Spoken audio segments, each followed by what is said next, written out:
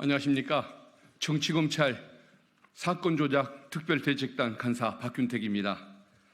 저희들이 지금 지난번에 정치검찰이 5가지 유형의 어떤 조작범죄를 저질렀다는 내용을 한번 말씀드린 적이 있는데, 오늘은 그 중에서 2가지 부분에 대해서 기록조작 부분하고 그리고 또 그 사실조작 2가지를 중심으로 저희들이 기자회견을 준비를 했습니다. 오늘 참석해 주신 분들은 먼저 장경태 최고위원님, 그리고 민영배 단장님이십니다. 그리고 김문수 의원님, 김기표 당선자님, 김동아 당선자님, 김현정 당선자님, 노종면 당선자님, 양푸남 당선자님, 이건태 당선자님, 한민수 당선자님 참석하셨습니다. 저는 간사 박균택입니다. 그러면은 세 분이 차례대로 기자회견문을 낭독을 하겠습니다. 제목은 정치검찰의 사건조작범죄 발표 및 특검 추진 기자회견.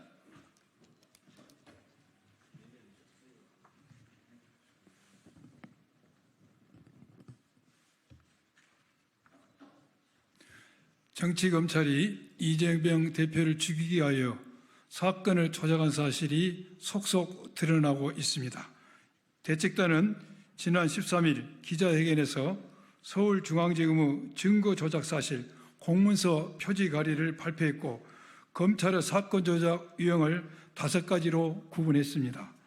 첫 번째 조작은 수원지검의 대북속금 사건에서 이화영 전 부지사를 불법 회유하고 압박하여 진술을 조작한 진술 조작입니다. 김성태, 박용철 등 공범들을 모아서 진술 조작을 시켰음이 의심되고 정관 변호사까지 동원한 정황이 속속 드러났습니다. 법무부와 검찰은 그런 일이 없다고 합니다. 그렇다면 출정 기록 등 관련 자료를 제출하면 됩니다. 법무부는 이틀 전 5월 14일 대책단의 방문 조작 전면 거부하면서 자료 제출을 하지 않고 있습니다. 이와 같은 행태가 진술 조작을 인정한 것이 아니라면 무엇이겠습니까? 또한 이미 언론에서 보도된 바와 같이 대장동 녹취록 그 어디에서도 그분 이재명은 나오지 않았습니다. 오히려 지난 5월 7일 공판 과정에서 검찰이 유래 신도시를 위 어르신 이재명 정진상으로 조작한 사실이 드러났습니다. 오늘 기자회견에서는 앞서 말씀드린 대북 송금 사건에서의 진술 조작, 공선법 사건에서의 공문서를 조작한 수사 조작, 대장동 사건에서 녹취록을 조작한 증거 조작에 이어 검찰이 증거 기록을 조작한 기록 조작과 대장동 일당 간의 돈 거래를 이재명 성남시장 선거 자금으로 둔갑시킨 사실 조작에 대해 말씀드리겠습니다. 네, 김동아 당선인입니다. 검찰이 증거 기록을 조작한 기록 조작 사실은 사건 번호 2022 고갑 660 공직선거법 위반 사건에서 확인할 수 있습니다. 검찰은 2022년 8월 19일 성남시 공보관실로부터 출장 관련 사진 2,451장과 동영상을 받아갔습니다.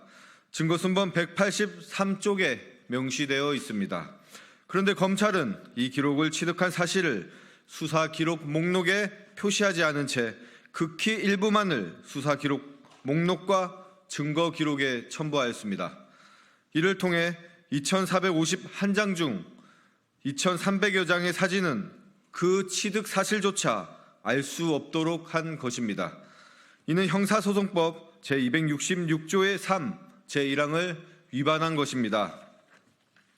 더 큰 문제는 문서를 짜집기 하면서까지 진술을 받아내는 검찰의 형태를 볼 때 무엇을 얼마나 더 많이 숨기고 있는지 예상조차 할 수 없다는 점입니다. 증거 자료를 검찰 편의에 따라 선별해서 기록하는 증거 숨김은 사법부를 농락하는 것입니다. 피고인의 방어권을 심각하게 침해하는 행위로 명백한 형사소송법 위반입니다. 이는 심각한 범죄입니다. 피고인은 증거에 대한 열람도 등사 신청도 할 수 없고 심지어 어떤 서류나 자료가 있는지조차 알지 못한 채 재판에 임해야 하는 상황에 처해 있습니다.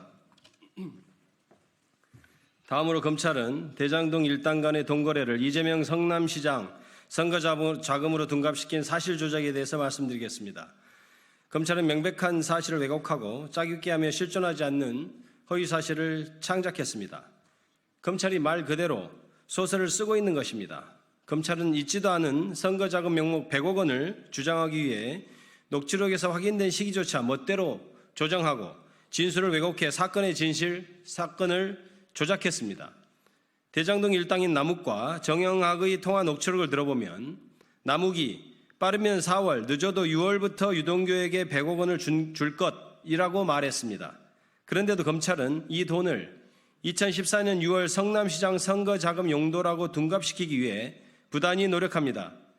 녹취록에서 언급된 100억 원이라는 이 돈이 6월 선거를 위한 선거자금이 되기 위해서는 6월부터라는 말이 없어야 합니다. 그 이유는 2014년 당시 지방선거일이 6월 4일이기 때문입니다. 그런데 이를 위한 자금이 빠르면 4월, 늦어도 6월부터 주겠다라고 한다면 검찰의 주장은 힘을 잃을 수밖에 없습니다. 그래서 검찰은 남욱에게 2014년 4월부터 6월 사이 돈을 쓸 수 있도록 마련해 주겠다라고 말한 것으로 교묘하게 워딩을 슬쩍 바꿔 질문했습니다. 남욱이 유동규에게 주겠다는 돈의 용도를 지방선거용으로 둔갑시켜 보고자 빠르면 4월, 늦어도 6월부터를 4월에서 6월 사이로 바꿔버린 것입니다. 이렇듯 검찰은 얼토당토 않은 선거자금 명목이란 돈을 만들어 보고자 증거 사실을 왜곡하고 시기를 멋대로 짜 맞췄습니다.